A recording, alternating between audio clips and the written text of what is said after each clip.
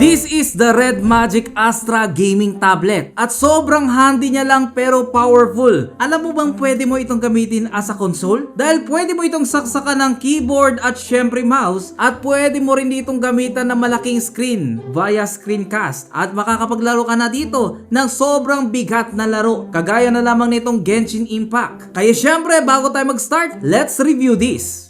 Guys, nasa harapan na naman natin ngayon ng isa sa mga pinakamabilis na tablet sa buong mundo. Ito nga ang Red Magic Astra Gaming Tablet na magugulat ka sa presyo niya dahil sa affordable na lang siya. At mag-iwan tayo dito ng link dito sa description sa mga gustong mag-avail ng ganitong product. But before that, let's unbox this. Like before, kapansin-pansin natin dito yung box niya at simple but elegant. Pagbukas natin, bubungan na sa atin dito ang Red Magic Astra Gaming Tablet.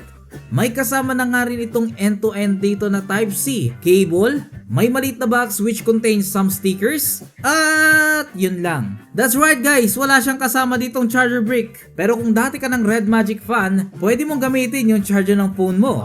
Sa totoo lang guys, unang hawak ko dito napansin ko na sobrang gaan niya.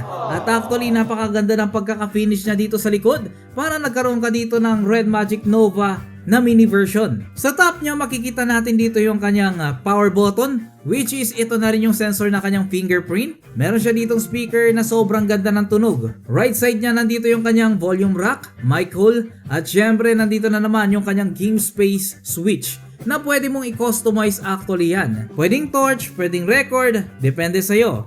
Bottom side niya naman yung kanyang charging port, another speaker, mic hole na naman. At syempre sa left side, wala. Which is nagiging bottom side na rin ito. Depende na lang sa inyo. Pero syempre sa akin, mas prefer ko yung dati. Meron nga itong 9.06 inches na display. Pero guys, high resolution yan. Dahil nga sa OLED screen siya.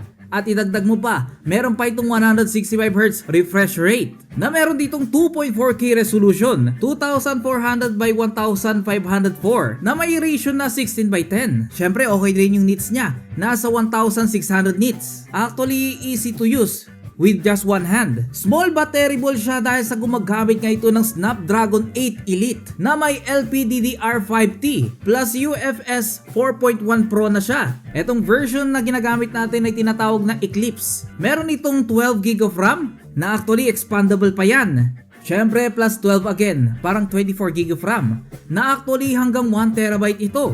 Available nga ito sa dalawang kulay, ang Eclipse at ang Star Frost na kulay medyo puti. Kaya nga handy guys kasi nga nasa 370 grams lang talaga siya, hindi siya mabigat.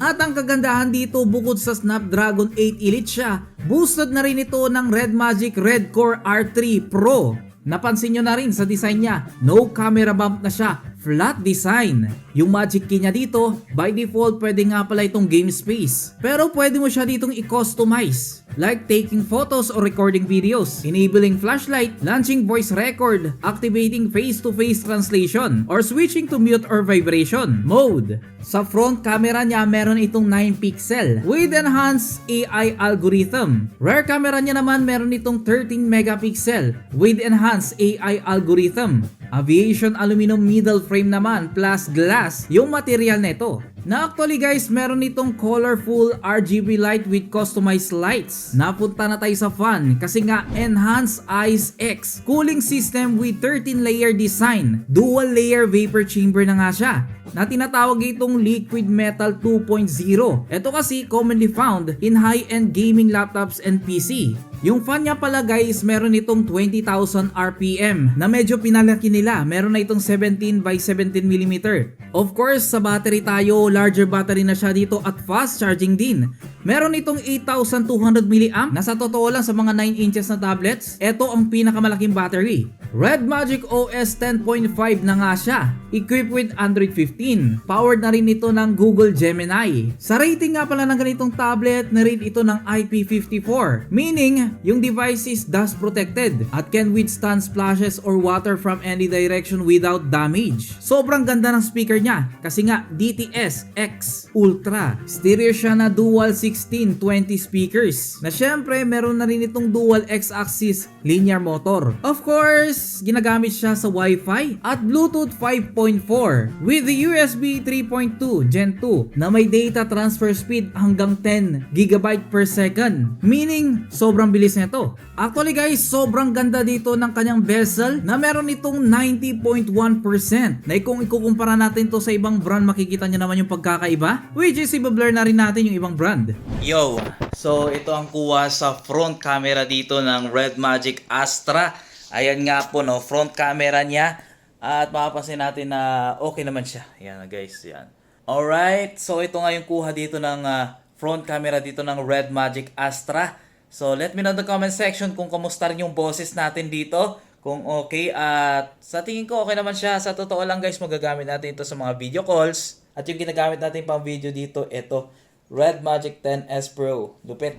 Speaking of rear camera, ito nga po yung kuha natin dito ng rear camera dito ng Red Magic Astra Gaming Tablet. Yun!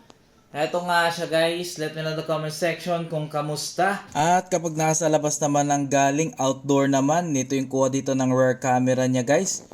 Ayun, kitang-kita naman yung mga grains. Actually, nasa loob ako ng bahay at medyo mainit sa labas. Yan, ganyan po. Nasa totoo lang, sobrang dami dito ng features niya. Kagaya ng Red Magic 10S Pro, meron din siya ditong Gravity X, na which is meron ditong mouse and keyboard option. Nasa totoo lang, pwede ka kasi ditong mag-connect ng mouse at keyboard mo nang sa ganun mas mapadali yung paglalaro mo dito. Of course, pwede rin yung mga handheld na controllers. May mga plugins na rin siya dito na makakatulong sa iyong gaming experience.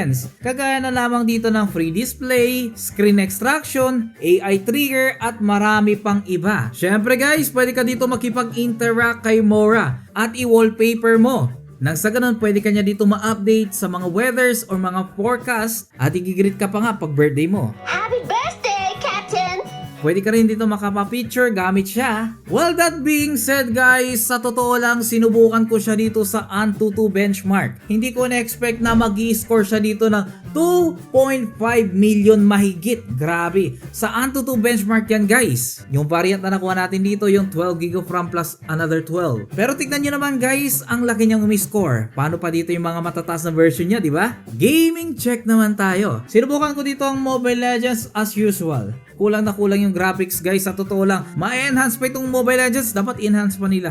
Joke lang. Pero guys, sa totoo lang, naka-ultra na lahat ng graphics. At ayun, walang frame drops, lahat ng mga skills na ikakas natin, lahat ng botos nagre-respond, lahat perfect. Perfect for Mobile Legends. Pero syempre guys, may mas mabibigat pang laro na susubukan natin, kagaya na lamang dito ng Wild Rift. Of course, nalalaro rin ito sa cellphone ninyo guys, pero mayroon kasi itong option ng Wild Rift na pwede mo ditong gamitan ng 120 frames per second. At syempre yung kanyang graphics naman dito, it will be modified also, kaya naman sobrang ganda ng gaming experience natin. Napaka-vibrant ng kulay, lahat-lahat ng pwede mong i-max dito sa Wild Rift, minax na talaga natin. At actually guys, yung experience parang tinumbasan niya pa yung experience natin sa isang gaming computer. Using this tablet magugulat ka, tablet lang yun. Parang gaming computer na yung dating. Yes, perfect din ito sa Call of Duty at sa totoo lang hindi siya nakakangalay maglaro dahil sa sobrang gaan niya lang. Ang kagandahan dito, manipis siya, sa totoo lang. Sobrang nipis niya lang tapos magaan pa at matibay pa. Lahat ng mga buttons niya nagre-respond naman dito. Hindi masyadong mahirap abutin yung mga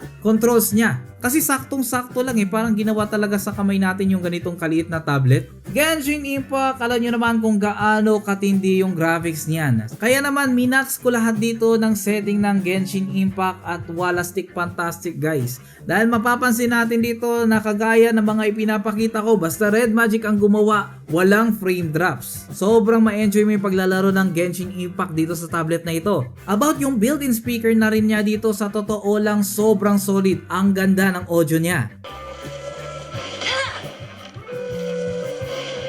Sa totoo lang, napakaganda ng viewing angle niya sa kanyang display. Dahil maliit lang dito yung bezels niya at konti na lang ma-occupy niya dito yung screen niya. Siguro in the future, magiging full screen na rin dito yung mga tablet dito ng Red Magic, di ba? What do you think sa ganitong performance ng ganitong tablet? Kindly comment down below guys. At syempre, sa mga gusto mag-avail ng ganitong product, mag-iwan na naman tayo dito ng link dito sa description below para makapag-avail na rin kayo ng ganitong Red Magic Astra Gaming Tablet.